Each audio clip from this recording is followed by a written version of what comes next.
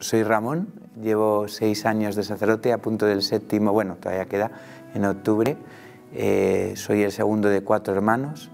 Yo procedo de un pueblo cercano aquí, de Boadilla del Monte, pero ejerzo el ministerio desde hace 8 años, contando con el diaconado incluido, en esta parroquia, que es una parroquia que está situada en el sur de Madrid, en la diócesis de Getafe, en la localidad de Alcorcón. Hay una frase como muy redicha, ¿no?, que se suele decir de que uno no nace siendo cura, ¿no? Yo he escuchado muchos testimonios de sacerdote y uno dice, no, uno no nace siendo cura, y no estoy de acuerdo, ¿no? Yo creo que uno nace siendo cura. Es verdad que nace no estando ordenado de cura, y por supuesto no habiendo recibido el sacramento, igual que uno no nace pues hijo de Dios, ¿no?, pues porque tiene que recibir el bautismo, ¿no? Pero uno nace ya en la concepción, en la mente de Dios, como su propio hijo, ¿no?, en el deseo. Dios quiere pues ser tu padre, ¿no? Pues lo mismo pasa en mi vida, ¿no? Dios quería que yo fuera sacerdote, ¿no? Lo que pasa es que yo tardé mucho tiempo en escucharle. Mis hermanos yo no los veía como un don, sino como una desgracia, ¿no? ¿En qué sentido? En el sentido de que yo veía cómo Dios me había hecho mal, ¿no? Me había creado mal, porque yo de pequeño era un chaval feliz, pues que no había roto un plato, no me metía con nadie, pues era súper bueno. De hecho es el único momento de mi vida que puedo presumir, así que presumo de él, ¿no? Ya que puedo. Pero es verdad pues que había como un pesar en mi corazón, ¿no? Y eran mis propios hermanos, que eran igual de, vamos, mucho más buenos que yo, pero eran inteligentes, guapos, divertidos, sociables, deportistas, y yo no tenía nada de eso, ¿no? De hecho, el complejo más grande que he tenido yo en mi vida es los estudios, ¿no? Mis hermanos eran todos de notazas y yo era de suspensos, ¿no? Y eso a mí me hacía, o sea, me hacía muchísimo sufrir. De hecho, era lo que más me hacía sufrir, ¿no? El ver la poca inteligencia que yo tenía, el ver que no era capaz de enfrentarme contra los exámenes, los estudios, y luego la gran timidez que yo tenía. Yo era bajito, gordito, encima súper tímido, encima se me daba súper mal el deporte, o sea, como que veía a mis hermanos revestidos de dones y decía, joder, conmigo lo has hecho mal, Señor, conmigo lo has hecho mal, ¿no? Y luego pues hubo muchos sucesos, ¿no? Pequeños sucesos que fueron muy determinantes, ¿no? Uno de ellos tal vez el más determinante, ¿no? Entró un chaval, éramos todavía enanos, no tendría yo más de 7, 8 años, no me acuerdo, ¿no? Pero entonces un chaval que tampoco se daba muy bien el deporte, y bueno, pues empezamos a hablar de cosas que nos gustaban, yo qué sé, de videojuegos, lo que fuera, ¿no? Empezamos a tener mucha amistad. Era un chaval con muchos problemas, creo recordar, porque ya es hace muchísimos años, que pues sus padres habían sufrido pues varios divorcios, él tenía pues creo que un padrastro que además, si no recuerdo mal, también como que le pegaba, o sea que era un chaval pobrecillo, o sea que es que encima había sufrido lo indecible, ¿no? Pues era un chaval que se aprovechaba de mí, ¿no? Y claro, a mí en ese sentido como que me reventaba un poco, ¿no? Porque yo decía, joder, o sea, yo te estoy dando todo y lo que recibo de ti es esto. Pero como estaba tan ciego por el hecho de tener, yo en el fondo buscaba el afecto de los demás, ¿no? Y me rebajaba hasta donde hiciera falta porque alguien me quisiera, por ser alguien, ¿no? Por ser alguien, ¿no? Y entonces estaba ciego, no quería ver pues que este chaval pues en el fondo se aprovechaba de mí. De hecho, un día rompí un trabajo que tal vez para mí ahora mismo no es importante, pero para un niño de 7 años lo era, ¿no? Rompí un trabajo enorme de clase que llevábamos muchísimo tiempo haciendo y tal, no sé qué, y claro, me echó las culpas a mí, ¿no? Yo de hecho le defendí delante de la profesora diciendo este no ha sido y tal, y cuando todo el mundo me acusó a mí y me enteré de que era él el que me había acusado a mí, claro, el corazón se me partió en dos, ¿no? Me acuerdo que era súper chaval, pero me acuerdo que perfectamente ese día dejé de creer en Dios, ¿no? Porque dije, Señor, yo he seguido lo que tú me has dicho. Mi debilidad no podía ser comprendida por el mundo. Mi debilidad era un problema para este mundo, ¿no? Para la gente que me rodeaba, ¿no? Entonces, pues todo este tipo de causas hicieron que mis padres apostaran por un colegio religioso, ¿no? Viendo que ya me iba alejando, que todas estas cosas, ¿no? Y en el colegio religioso duré solo 3 meses, ¿no? O sea, en el fondo era un clasista, ¿no? Era un clasista porque no miraba el fondo de las personas, ¿no? Sino su apariencia, ¿no? Había entrado precisamente en lo que detestaba cuando era pequeño, ¿no? Había entrado en el mismo juego, ¿no? Y entonces eso como que me hizo cada vez más meterme en mí mismo, ¿no? Tener rencor, no quererme, ¿no? Cada vez me quería menos, pero a la vez pues, seguía queriendo tener esta apariencia, ¿no? Y bueno, pues había un montón de problemas, pero entre ellos estaba pues, el hecho de que no me llevaba con nadie, ¿no? Y de hecho todos los días era peleas con unos, peleas con otros. Total, que llegó el lunes, me preguntaron, yo dije que sí, que por supuesto que lo había dicho, llamaron a mi casa y se dieron cuenta de que no, por supuesto que no lo había dicho. Mi madre me recibió ese día en la ruta, pues como todos los días, nos recibía a mis hermanos y a mí, ¿no? Y lo primero que hizo, como siempre, fue abrazarme, ¿no? Pero en su rostro había algo distinto a lo de otros días, y es que ese día estaba llorando, ¿no? Ese día en su rostro había lágrimas, ¿no? Pero no eran lágrimas de decepción, no eran lágrimas de enfado, eran lágrimas de pena, ¿no? De tristeza, de amor, de querer darme más, ¿no? De sentirse incluso ella decepcionada tal vez con ella misma, como diciendo, quiero darle más, ¿no? Quiero ayudarle, ¿no? ¿Cómo puedo ayudarle, ¿no? Tal vez le he dejado solo, ¿no? Entonces, claro, pues todo eso a mí me situaba en una posición, pues claro, que me hacía más indefenso aún, ¿no? Claro, total, que viene mi padre y yo, claro, yo asustado, ¿no? Asustado diciendo, me va a dar un tortazo que se me van a quedar los 5 dedos de la mano pegados para toda mi vida, marcados aquí en la cara, ¿no? En el rostro. Pero no. O sea, se bajó del coche, se tiró a mis rodillas y me pidió perdón, ¿no? Y claro, cuando alguien te pide perdón por algo que tú has hecho, descoloca totalmente, ¿no? Porque dices, perdona, el que he hecho algo he sido yo, no has sido tú, ¿no? Pero en el fondo ellos sentían que tenían que darme más, ¿no? Que tal vez me habían dejado solo, indefenso, que tal vez habían tomado las decisiones mal, que no sé qué. En el colegio no podía seguir, ¿no? Y entonces, bueno, en el colegio, gracias a Dios, me recomendaron otro sitio para seguir, ¿no? Había un reformatorio en Sigüenza, en la provincia de Guadalajara, se llamaba la Sagrada Familia, era un colegio que estaba llevado por la diócesis, por curas, los mejores curas que yo he conocido en mi vida. Sentí miedo por dos cosas. La primera por sentirme solo y la segunda por lo que yo veía ahí, ¿no? Claro, yo había llegado a unos puntos, pues, ciertamente peligrosos, pero claro, allí verdaderamente era un peligro vivir, porque, o sea, se veían pistolas, navajas, drogas de todo tipo. Claro, yo había probado los porros, pero yo no había visto nunca cocaína, heroína. Claro, todas esas cosas a mí me asustaban, ¿no? Porque todavía me daban como cierto respeto. Luego estudiábamos con internado con chicas, ¿no? No os queréis imaginar lo que pasaba en los baños, ¿no? Claro, en ese momento hasta para eso era un poco inocente, ¿no? Entonces era todo como una situación que me superaba por todos los frentes, y esto me hacía llorar por las noches, ¿no? Y claro, los 7 compañeros pues no tenían cierta piedad conmigo, ¿no? Al revés, pues fueron a por mí, ¿no? Entonces, claro, al principio era solo reírse, luego era solo pegarse, y luego cada noche era intentar pues que no abusaran de mí. Claro, porque es que hasta en eso pues había una degeneración tremenda, ¿no? Entonces ya ahí perdí toda la inocencia que tenía, ¿no? Y claro, yo pensé, una de dos, o dejo que me destruyan completamente o me hago peor que ellos, ¿no? Y escogí la segunda opción. ¿Cómo? Pues a través de lo más sencillo, de las drogas. Las drogas siempre es el camino más sencillo, ¿no? Porque es el camino de destruir la vida más sencillo, ¿no? Te da un prestigio enorme, te da dinero, a mí me daba mucho dinero. De hecho, traficar con ellas me daba muchísimo dinero y mucho prestigio. Entonces tenía a la gente comiendo de mi mano, ¿no?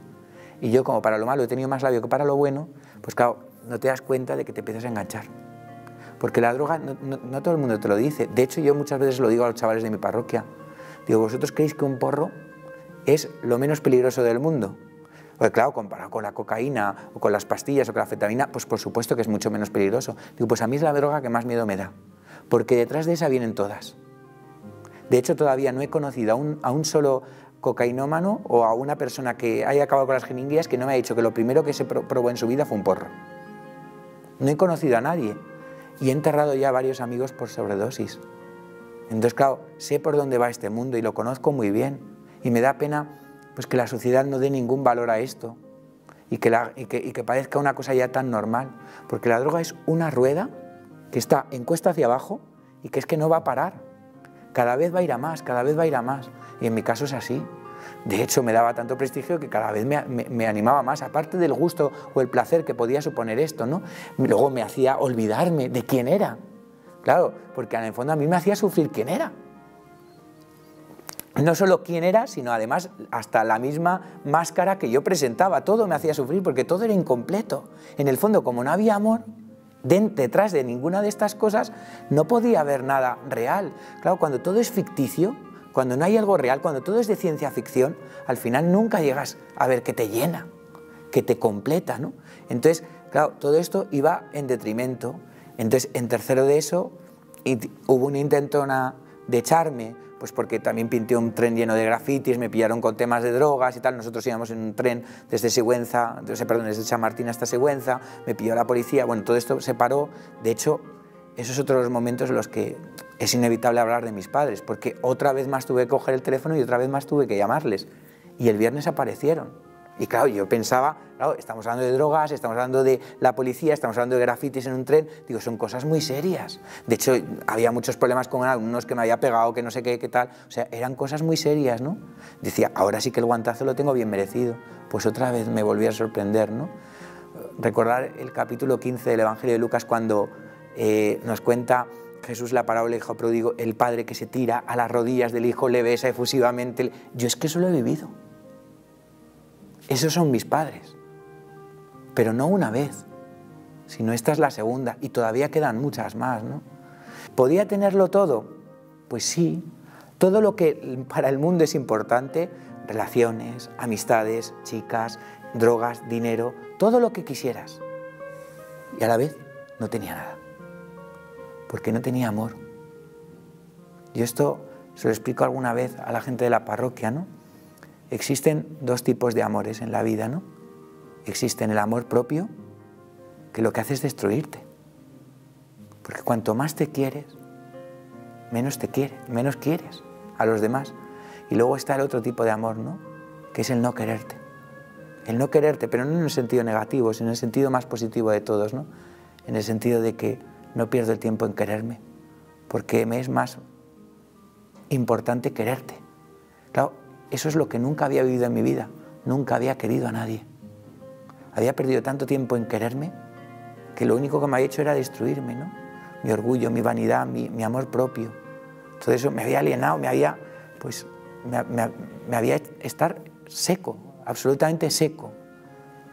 Entonces, claro, te ronda la cabeza, ¿no? Y el demonio te ronda y te ves que en el fondo, si la gente supiera quién es, si la gente supiera tus pensamientos, si la gente supiera tus pecados, si la gente supiera lo rencoroso que eres, si supiera lo que te pasas el día juzgando, si supiera quién eres, lo impuro que eres con el pensamiento, no te querría. Es que ni tus padres te querrían. Porque tus padres han visto la cobertura, pero si vieran el corazón, si vieran el fondo, no te querrían. Entonces, pues quise suicidarme e intenté suicidarme. Lo intenté. Pero Dios puso en mí dos ángeles, que fueron mis padres. Rezaron, hicieron penitencia, mis hermanos, igual. Y mi madre, viéndome tan incompleto, se me tiró a mis rodillas y me pidió que fuéramos a una parroquia. Había un sacerdote muy joven, muy bueno, que podía ayudarme y tal. La parroquia todavía no estaba ni construida, era un barracón de obra en Boadilla. Y claro, yo llego y yo había visto muchos curas en mi vida, pero llego y de repente veo un cura feliz. Feliz. Yo, para mí, los curas, o sea, era horrible. De hecho, en internado habíamos hecho todo tipo de cosas contra ellos. Les habíamos pegado. Me acuerdo una vez, que esto no se me olvida, porque es que me duele todavía. Sé que el Señor me lo ha perdonado de sobra, pero me duele, ¿no? Una vez un grupo de chavales, cogemos un crucifijo, lo tiramos. Y yo me acuerdo del cura llorando, ¿no? Llorando porque estábamos todos miccionando encima, ¿no? O sea, yo he hecho cosas brutales con los sacerdotes. De hecho, a mí me sorprende que la Iglesia sepa lo que yo he hecho y mira lo que soy ahora mismo, ¿no? O sea, lo de la misericordia de la Iglesia, de verdad que me descoloca, ¿no? Me descoloca. Pero claro, yo vi a un cura ahí feliz, ¿no? Y es que me acuerdo perfectamente que solo ese hecho ya me cambió. O sea, fue una de las 1000 cosas de las que Dios se sirvió para volver a enamorar mi corazón, ¿no? Ver un cura feliz, porque yo decía, este tío no tiene nada. O sea, yo tengo todo lo que el mundo desea. Este chico tiene, este cura tiene todo lo que el mundo dice que no es la felicidad, y yo veo que él es feliz y yo no lo soy. Yo he seguido al pie de la letra los consejos del mundo, al pie de la letra. No me he saltado un párrafo ni una tilde. Y lo que ha servido es que esté más vacío. Este hombre ha hecho todo lo contrario de lo que el mundo dice y es feliz. Claro, de repente este cura me ve y de repente me sonríe, ¿no? Sin conocerme de nada. Se acerca y me pregunta, ¿quién eres? Y me dice, pero le digo, bueno, es que a mí me conocen por Pachús, ¿no? Entonces le dije Pachús. Y de repente dice, hombre, el hijo de Amelia, no sé qué, no sé cuántos, tal. Y me da un abrazo, ¿no? Hasta ese momento nadie me había dado un abrazo en mi vida, ¿no? Claro, rompí. O sea, en ese momento rompí a llorar. El pobre me sentó en una silla en su despacho y empezó a escucharme, ¿no? Y empecé a contarle todo, con más pelos y señales que os lo he contado a vosotros. Todavía no me volvéis a invitar a vuestro programa. Pero, o sea, con una claridad. Me acuerdo que es la primera persona a la que no he mentido. Yo mentía a todo el mundo, de hecho me mentía a mí mismo. O sea, todo era una máscara. De repente me quité el disfraz. Y claro, yo se lo digo muchas veces a él, ¿no? Bueno, se lo he dicho alguna vez. A mí me sorprendió su mirada. Su mirada no fue una mirada de juicio, que era la que el demonio me había prometido si yo me quitaba el disfraz. No fue una mirada de odio, de rencor. Fue, y puedo decirlo literalmente, la mirada de Dios. Claro, de hecho me descolocó tanto que él sonreía. Entonces decía, una de dos, o no se entera o no me hace caso, porque es que no puede ser. O sea, yo le estoy contando aquí una serie de barbaridades gigantescas y es que no me hace caso. Este tío no me está haciendo caso. De hecho, casi hasta me enfadaba, o sea, por dentro, ¿no? Diciendo, o sea, estoy perdiendo el tiempo aquí 2 horas. Claro, termina y me dice, ¿y qué? Me dieron unas ganas de reventarle la cabeza a palos, porque, con perdón, porque no tengo otra expresión, de cogerle del cuello y estrangularle y decir, o sea, verdaderamente me has hecho perder el tiempo. Pero cuando completé su frase lo entendí todo, ¿no? Me dice, ¿y qué? Si más grande es la misericordia de Dios, ¿no? O sea, como si a un terrorista que ha matado a 1 millón de personas le dicen, ¿y qué? Claro, de repente hay una furia dentro de él, pero a la vez hay como una paz. Una persona que se creía en el infierno, de repente por primera vez se ve en el cielo.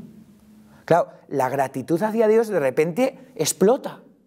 O sea, yo en ese momento exploté. O sea, exploté de decir, pero de verdad que el cielo es para mí. O sea, de verdad que todavía no lo he estropeado. De verdad que todavía hay sitio para mí. Claro, entendí quién era Dios. Entendí que el verdadero don que yo le pedía a Dios cuando era pequeño era la misericordia. O sea, yo lo que yo quería era sentirme querido. Y yo le echaba las culpas a Dios cuando Dios era el único que me quería de verdad. O sea, le echaba las culpas precisamente al único que me quería tal y como yo era. Que necesitaba que yo fuera delgado, que necesitaba que yo fuera inteligente, que no necesitaba que yo fuera más alto, que le parecía perfecto. Hasta incluso siendo más pecador, no conseguía cambiar la concepción que Dios tenía sobre mí. Entonces, claro, no es que yo me sienta más. De hecho, yo no creo que yo tenga ningún mérito, sino al revés, soy un egoísta. Y soy tan egoísta que necesito estar con Jesús todos los días.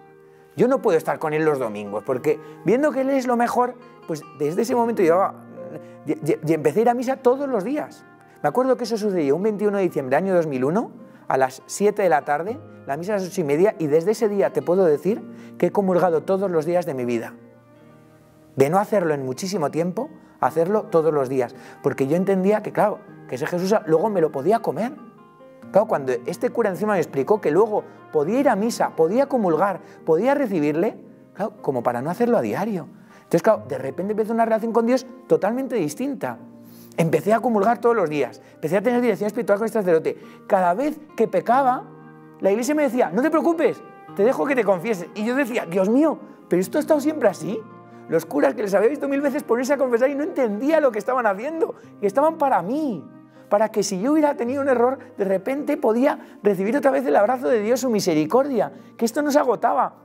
Mira que he intentado cansar a Dios con mis pecados, no hay manera de cansarle. Es que vivir un día siendo cura y no sonriendo es muy difícil, de verdad. Creo que aun cuando he tenido sufrimientos, muchísimos, no lo dudo, la parroquia es un lugar en el que se sufre también mucho, porque sufres por las personas, sufres por sus incomprensiones a veces, por sus divisiones, porque no ves comunión, tal. Hay momentos en los que te duele, pues como un padre que tiene a sus hijos, ¿no? Te duele.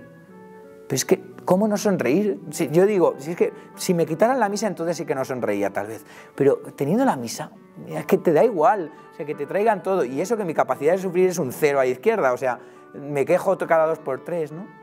Todo, y ves cómo el Señor te sostiene en la iglesia, te sostiene en los sacramentos, te sostienen en la comunidad, ¿no? Yo además estoy pues en una comunidad que me sostiene, mi grupo de curas me sostiene, ¿no?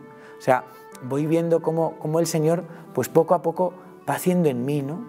Incluso pues ahora que cada vez me voy viendo peor cura. O sea, que al principio como era un ciego y no sabía lo que era un cura, pues bien. Pero incluso ahora pues veo cómo Jesús apuesta por mí, ¿no?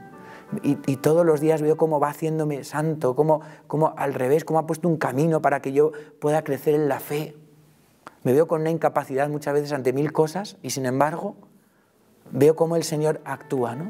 O sea, veo los milagros del Señor, ¿no? Veo realmente pues que Dios existe, que está vivo, que me quiere. No sé, mi vida es como, podría definirlo en una palabra, ¿no? Como un milagro, o sea, como un milagro, todo continuo, todos los días, ¿no? Y cómo no ser feliz ante un padre que me quiere tanto y luego la madre, que es que ya es la otra repasada. O sea, verdaderamente eso sí que ya fue pasarse 1000 pueblos, ¿no? Darnos a la Virgen. Ahora que es el mes de mayo yo lo pienso, ¿no? Lo fundamental que ha sido mi relación con ella, ¿no? A veces me duele hablar tanto de Dios y parece como que no hablo de ella, al revés, o sea, es que estoy hablando todo el rato de ella al revés, ¿no? Porque es que ella va todo el rato al lado. De hecho, yo le doy gracias a Dios porque mi parroquia sea la Inmaculada, ¿no? O sea, no entiendo mi vida sin la Virgen, no entiendo, ¿no? Y a veces quiero ir solo al cielo por verla, ¿no? Porque al final a Jesús le puedo recibir aquí en la misa. Y supongo que la Virgen, los santos, por supuesto, todos están presentes en la misa. Pero también tengo unas ganas de abrazar a la Virgen, que es que me muero de ganas. Entonces, claro, como para no querer ir al cielo hoy, no mañana, hoy, en este momento, después de esta entrevista, ¿no? Poder ver su rostro, poder ver lo guapa que es que estoy convencido de que es más guapa incluso de lo que me imagino, que ya es lo que me imagino es bestial. Y su corazón, que no debe de caber, y yo qué sé, y el cariño que ella me tiene. O sea, a mí todo eso, no sé, el cielo debe ser una pasada. De hecho, es que me muero de ganas de ver lo que es eso, ¿no? Así que bueno, no sé, me he enrollado, pero vamos, todo.